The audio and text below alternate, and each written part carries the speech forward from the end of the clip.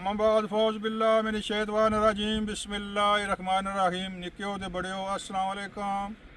शाद रहो तो बाद रहो। अज ना व्लॉग भी बड़ा दिलचस्प और बड़ा कमाल है क्योंकि जुले मच्छी ने डिब्बे पर हसबे मामूल रूटीन के मुताबिक अज भी इंशाल्लाह उम्मीद है कि मच्छी बहुत ज़्यादा होसी क्योंकि पहले दिन मच्छी को नहीं आई हूँ अगर पिछले दिन आई है तो बड़ा आवाम बड़ी खड़ी बड़ी बेताबी ने इंतजार करनी सी मच्छी ने कल्याणे मीरपुर ऐतकी जनाब बहुत ही थैंक्स है ठेकेदारा ने जी जनाब अपने मीरपुर की आवाम वास्ते मच्छी स्टाक करने इतने रखने नहीं तो इस तो पहला जो ठेकेदार सन वो मतलब मच्छी पिंडी लाहौर कराची गिनी जाने सन लेकिन है कि इन्हों की शाबस है कि जनाब मीरपुर ने इसने हिस्सा रखे बल्कि कानून बनया जिन्हों या इस चंद साल पहला DC साहब ने इंतजामिया आर्डर किया कि जनाब कुछ हिस्सा कल्याण मीरपुर वास्ते मच्छी रखो तो लिहाजा उस मुआहदे पर अमल करी गया तो जनाब ये कम करने तो माशाल्लाह मच्छी बहुत वाफर मकदार में है मना ने हिसाब बल्कि टना हिसाब आओ फिर चलने तकने क्या नज़ारा ओ जी माशाल्लाह जी आज तक बड़ा रश है डीपो है पर आज बहुत रश है माशाल्लाह जी बेहतरीन और बहुत ज़्यादा मच्छी है जी सबका रिकॉर्ड तो ज़्यादा मंडी लगी मंडी बोली लगी रश पै गया बड़ा रश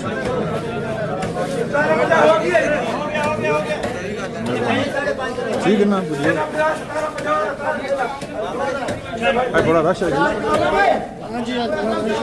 आज बड़ा रश अच्छा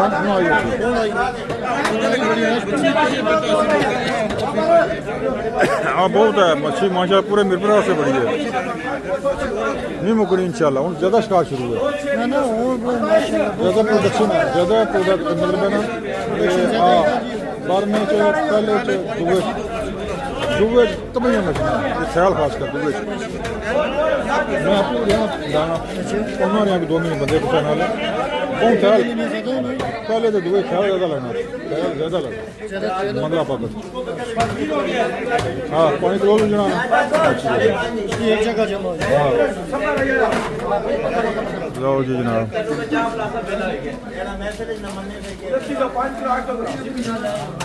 आज तो ना अफरा तफरी दे दिया आवाम ने चले ना रेट मुनासिब है 400 है 500 रुपया हाँ बिग एड है 400 बेहतरीन रेट है जी बड़ा रश है जी आवाम में आज अफरा तफरी पे हुई है खरीदार आ रहे हैं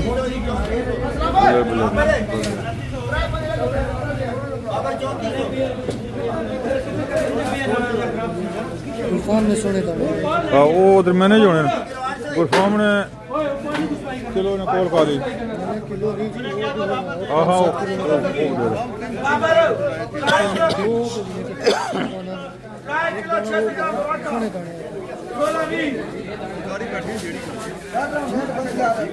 उधर ही है मुझे उधर असल फिर मंगला फिर ज़्यादा मच्छी की नुकसान है ना इधर वो पाँच जड़े हाँ 5 जड़े इतना है 5 इतना है 5 इतना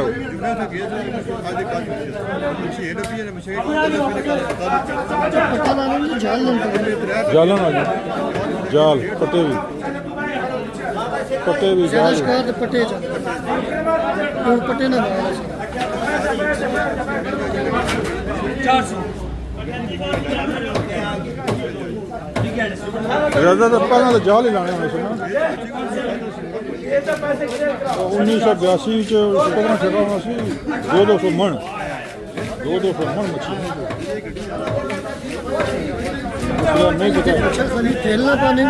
ना ना सब कुछ ना बने सिल्वर बैग बने इसने बने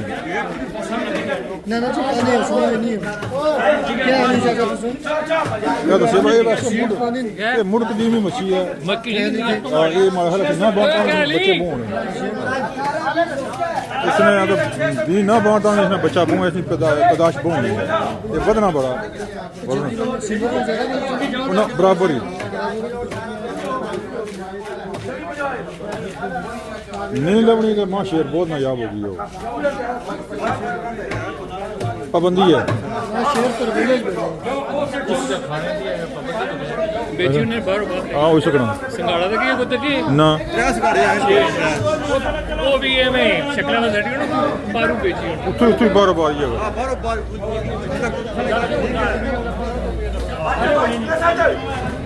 हेलो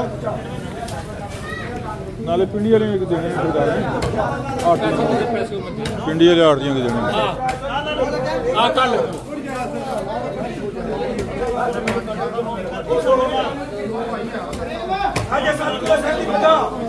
साढ़े 3 जी ना बाबर साढ़े 3 और चार दुकान नहीं दे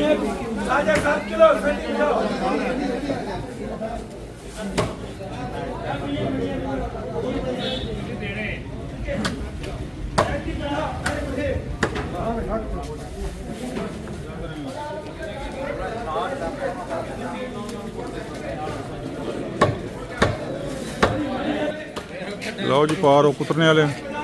मच्छी ने टुकाई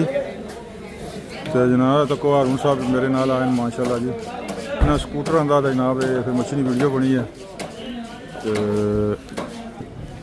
तो नाल सब्जी रखी हुई है लो जी बड़ा रश है तको हाँ माशाल्लाह जी बड़ा रश मच्छी मरहला लेट आई है तो बहुत खरीदारा मतलब लेना लगियाँ तो मच्छी मुकड़ी नहीं अल्लाह की मेहरबानी नाल इतनी है कि जनाब पूरा मिलकर खाए तो वाह सलाम क्या हाल है ठीक ठाक मच्छी किना आयो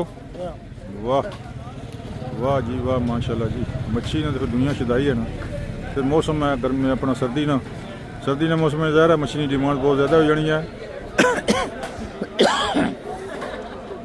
ऐतकी जिन्हों इस सीजन इतनी वाफर मकदार ठेकेदार इतने देने मच्छी ऐलान मीरपुर वास्ते जनाब तो बड़ी सहूलत है ये इस तो पहला ठेकेदार सारे जनाब पिंडी खने रखनी जाना सी पिंडी कराची लाहौर इतने जनाब असा कि लभनी नहीं सी तो जिन्हों जनाब ये कानून रखा गया गौरमेंट की तरफों कि कुछ हिस्सा मच्छी का जोड़ा ये जनाब ऐलान मीरपुर का हक है वो इन्हों की लोगों दियो उस तो बाद बाहर बेचो लिहाजा उस चीज़ पर अमल करी रहे तो जनाब मच्छी इतने दे गए फिर बाहर खन्ने बाहर ज़ाहिर है क्योंकि छोटी मच्छी तक होनी बिल्कुल ही ना संगाड़ा ना इस तरह ज़्यादातर ये थैल ही है। अस्सलाम वालेकुम क्या हाल है दोस्ता ते मोटिया गोश्ता और ठीक है कौन आया दुआ सारा कराइया हूँ तो उसकी शादी हुई गई तो मुश्किल है वो महीना समझो कि वो कार ही है हूँ जनाब महीना पूरा जनाब किलो किलो 2-2 किलो मच्छी साफ करके भेजी आ जा कर उसने हैं वो मराज है मराज तो तू पता फिर इतना जल्दी तो नहीं इसना क्या ख्याल है